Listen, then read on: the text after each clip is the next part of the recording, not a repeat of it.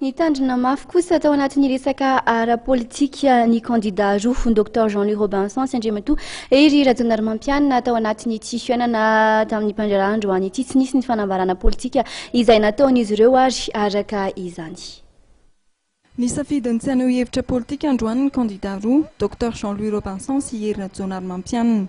Na dia marobe aza ny fanontaniana nanitikidika ary tian'ny mpanao gazety napetraka tamin'ny kandida Hery Rajaonarimampianina teny amin'ny Carleton nosy toy ny heviny momba ny nanoloran'ny filoha teo aloha Marc Ravalomanana n'andriamatoa Mangalaza Eugène ho taleny fampelezan-keviny amin'ny fihodinana faharoa dia tsy nilobava ny kandida.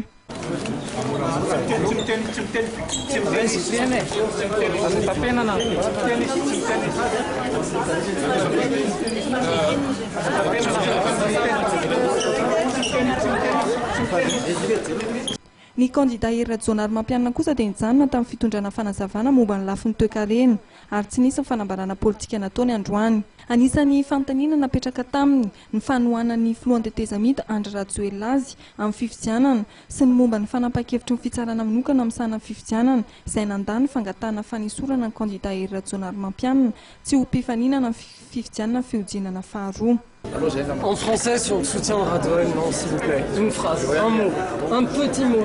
Pas de polémique.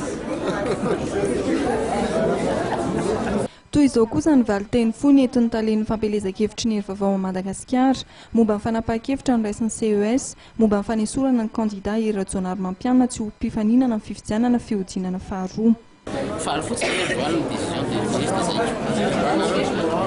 Arak'izany dia samy mailo avokoa ny kandida roa Hery Rajaonarimampianina sy ny dokotera Hery Rajaonarimampianina amin'ny lafiny politika.